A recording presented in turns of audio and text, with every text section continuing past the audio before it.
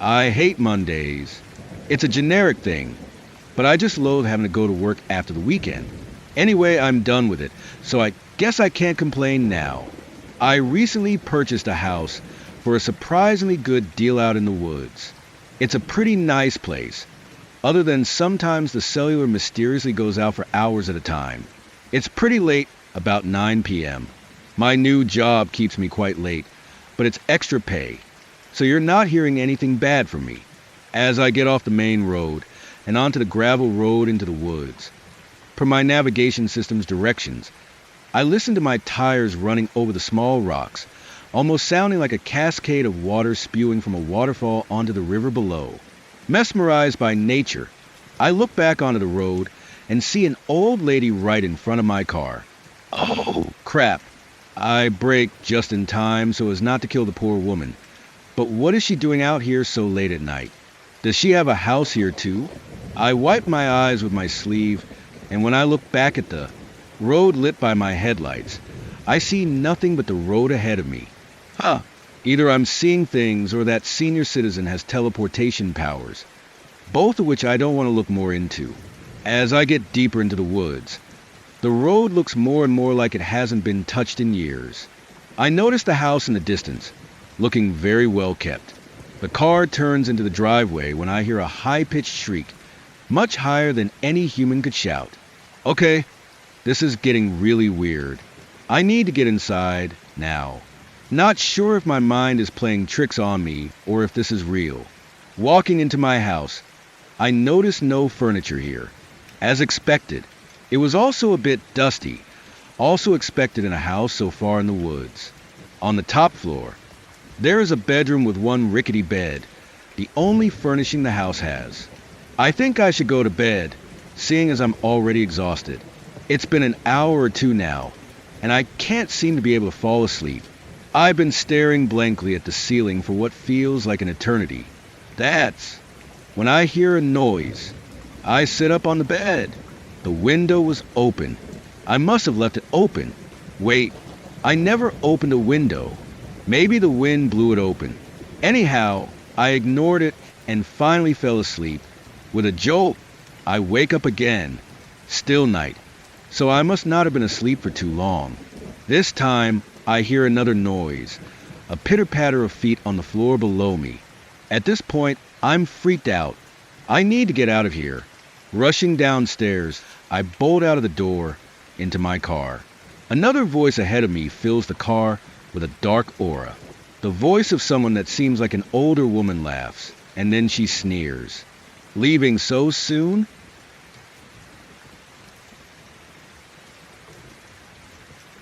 It was 3 years ago. I was 20 and couldn't keep a job. I was just too lazy, I guess. I finally got one, though. It was at the Hubert amusement park. I was Hubert. Being the park's mascot wasn't a high-paying job, but at least I could live dressing up as a clown. Every day, I would dress up as Hubert and go to the park. Like any clown. Hubert had pure white skin with red markings on his face, frizzy blue hair, a squishy red nose, and baggy rainbow overalls. Anyway, I would arrive at the park at 6:45 to get ready, and greet people at the entrance. I made adults and kids alike smile, and sometimes make the little children cry too. Even though the job was kind of boring, the place was exciting for the people. Flat rides, roller coasters, railways, water rides, dark rides, haunted houses, Ferris wheels, transport rides, and more. There was just so much to do in the wonderful place. I went on some of the rides as Hubert. It was fun, except that I went on the fastest roller coaster and threw up during the ride, and since there was a loop, it all fell on the rest of the riders. I'm pretty sure those 12 aren't ever coming back. I would also sometimes go on stage and do these concerts. I would have to sing, just like Hubert does on the kids' TV show. I mean, I thought it was kind of stupid. Why would anyone want to come and watch a weird clown singing pretty badly? But apparently, I was wrong. So many people bought tickets to these things. Slowly, I started losing more and more sleep. One day, I couldn't fall asleep, and in the morning I was very tired. I would keep having this insomnia problem. I started seeing things, and yeah, I confirmed they were just hallucinations, probably caused by my lack of sleep.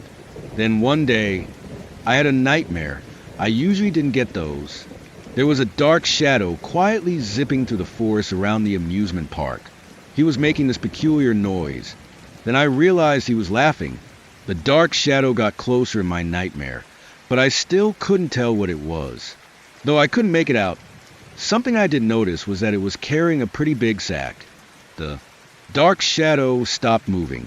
It threw the sack on the ground and pulled out a knife. It glinted in the darkness, and in the reflection, you could see blue hair. The shadow then unfolded his hands, revealing 7 more knives from the crevices of his fingers. It threw them one by one into the heart of the sack. The dream shifted to a dark room. A dark shadow was hanging from a rope attached to the ceiling. There were knives stuck in its back and blood on the walls. Then I woke up.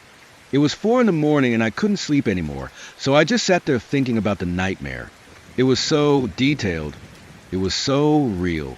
I decided to walk to work that day just to clear my head. I went into the changing room so I could change into my Hubert outfit. I saw a newspaper lying on the table. I still couldn't get whatever that thing was out of my head, so I thought to hopefully not think about it while reading the newspaper. Stuff about famous entrepreneurs, car companies, TV shows, robberies, protesters, and a guy going missing. I remember very well that the person missing section caught my eye. Joe Sampler, that was his name. The day was just like any other. I was finally starting to forget about my dream and having fun as Hubert. And every day after that was the same, being Hubert, having fun, being tired because of not having enough sleep. Sleep wasn't that important. I'd just drink a coffee or something. Then a week passed by, then a month. There was a lot of drama about people going missing. The police sucked. Somehow they still didn't know how people were going missing. Anyway, I went home and cooked myself a tasty dinner. Then there was a weird noise. Thump. It came from my basement. I decided to go check it out to see what happened. I walked down the stairs, not prepared for what I was going to see. I turned on the lights, and for some reason all but one light was off. And then I saw that there was blood splattered on the walls. And just like my nightmare, things were hanging from the ceiling. People were hanging from the ceiling. All of them looked around the same age. They looked worse and worse the farther I walked down the line.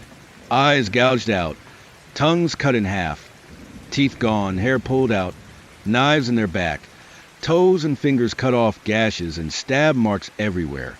I immediately ran up the stairs and vomited from the sights. Then it came to me. I put the pieces together. It was me. I killed all these innocent people. That nightmare I had wasn't a nightmare. It was real. I disguised myself as Hubert and kidnapped these missing people on the news and murdered them. But why would I do that? I couldn't believe it. I would never do anything like that. Was I crazy? Out of panic. I called the police because that's how I was taught as a kid. I then realized that was a mistake. I wasn't thinking right. I just hung up. I froze. I couldn't move. The police came and asked me what had happened. I didn't know what to say. Then they saw the open door and descended the basement stairs. I told them it couldn't have been me. It must have been someone or something that had framed me. But in reality, I didn't know if it was me or not. They handcuffed me and put me in the police car. Then I saw it. Right when the car started moving, I saw Hubert. He held knives in one hand and waved to me with the other. I didn't know what Hubert wanted to do with me, but I knew then that it wasn't me. I frantically told the police that I just saw the killer, but they just told me to shut up. They all thought I was mentally insane, but I know what I saw. They put me on trial, and I was put in this prison. I hate being here. I don't know for sure if I'm mental or not, but I do know that Hubert is real.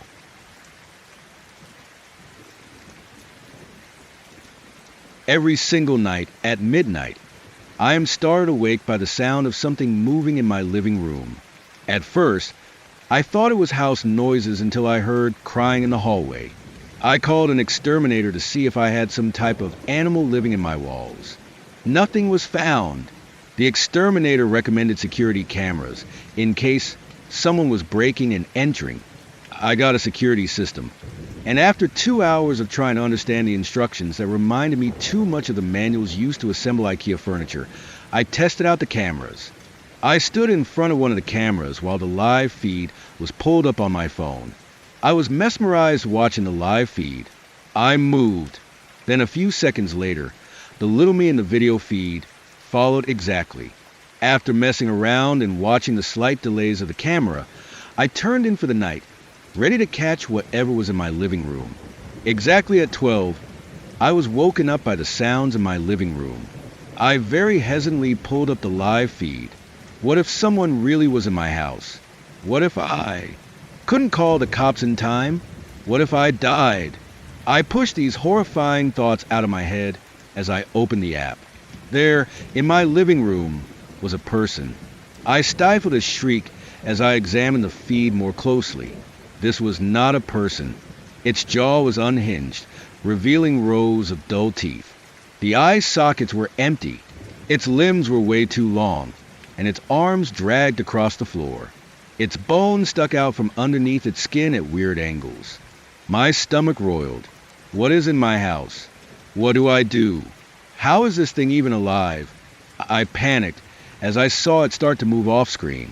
A childlike instinct overtook me, and I pulled the blankets over my head. The monsters can't hurt you if you're under the blankets, right?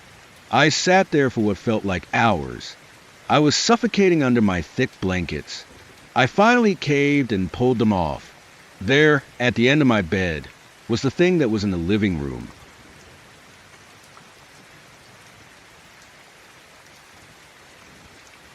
It's been 6 hours since I sent my message. Seen, but no reply. Something must have happened. Maybe he's hurt. It's not unlikely that he tripped and hit his head. His apartment is a mess after all. I push my chair out, arising into a panic loop as I walk a figure 8 around my room. My feet kick against bottles and cans. My foot swings and an old pizza box is sent flying, launching stale crusts across the room. Maybe he's ignoring me? No, of course not. He's not like that. I grab the keys to my car from the spot next to my laptop and head for the door, my foot slipping as I grab the handle. The door moans as I open it, as if it's begging me not to go. I understand that it's dangerous out there, but he needs me.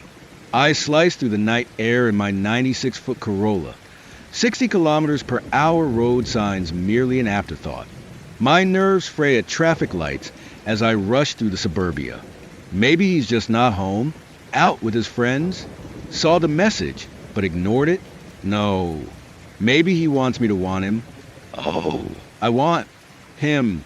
I flick my blinker and take the corner wide into a street, clipping a wheelie bin as I wildly spin the wheel to stabilize the car. I pull into his driveway and jump out, slamming the door after me in haste. I hurry into the building, a greasy old flat. One would think it has long since been abandoned, overgrown grass and dirty cracked windows, but I know better. He's never been one to keep up appearances. I barge through the front door and run up the stairs. What if he's hurt? No, I mustn't think like that. But what if? I need to hurry. My throat is on fire by the time I reach the 4th floor. But now is not the time to rest. I barrel toward the unlocked door of his apartment and fly through it. I slip and hit the ground. The door moans to greet me. I skitter to my feet, spying a laptop that sits alone on a desk. I place my keys next to the laptop and sit down. I gasp for air in the chair, staring at the white screen. Blood drips from my forearms and knees, but I don't feel any cut. I throw myself from the chair, walking in a figure 8 around my room, sending kick bottles and cans flying with every step. I snap my eyes to the screen, seen but no reply. Maybe he's hurt. I grab the keys to my car from next to my laptop and head out the door. I slip as I grab the handle, and a hand reaches for my ankle. This house cannot stop me. I kick the hand away, opening the door that moans for help as I run out into the night. What if he needs my help?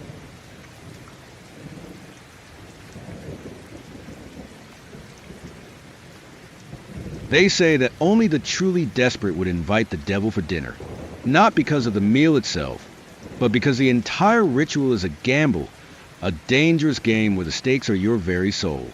If you play it right, though, there's a chance you can walk away with exactly what you desire. The trick is in the details. First, you must prepare a meal yourself, homemade and crafted with care. The devil despises laziness. This dish will be your offering, and it must be perfect.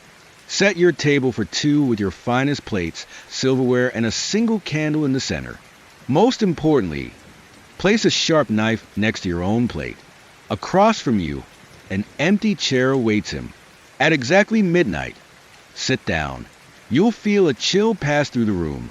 Don't eat yet. Instead, sit in silence, waiting. At exactly 12:05 a.m., the devil will arrive, but not in a form you expect. He will appear as someone familiar, someone who knows how to put you at ease. It could be a beloved relative, an old friend, or even someone you've admired. But don't be fooled. Behind the warm smile and soft eyes lies the devil himself. When he sits, look him directly in the eye and say, "Dinner is served." This is the moment when the real game begins. The devil will start eating slowly, deliberately. You will eat as well, but your focus must be on him. His reaction to the meal is everything.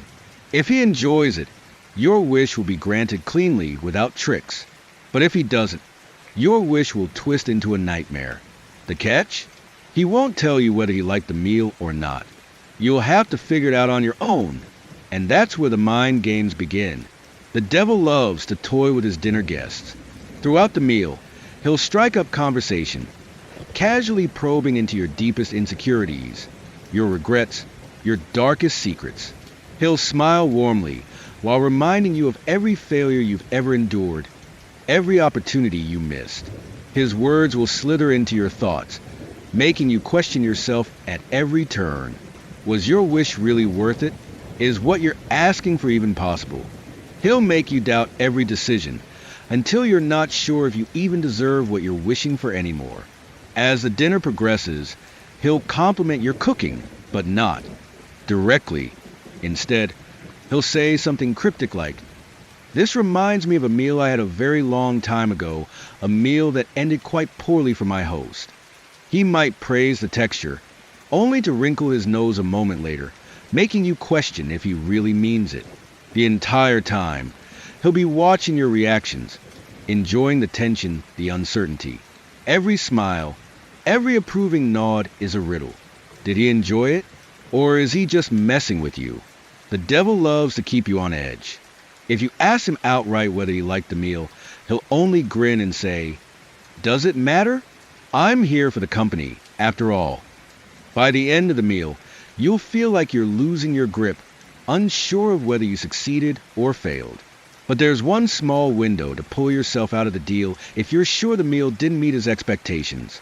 If you're convinced he hated it, take the knife you placed earlier and stab it into his hand before signing the contract.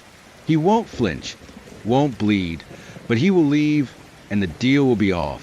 You'll survive, but he'll leave with a smirk that says, "Next time, you won't be so lucky." If, however, you believe he enjoyed the meal, you may sign the contract.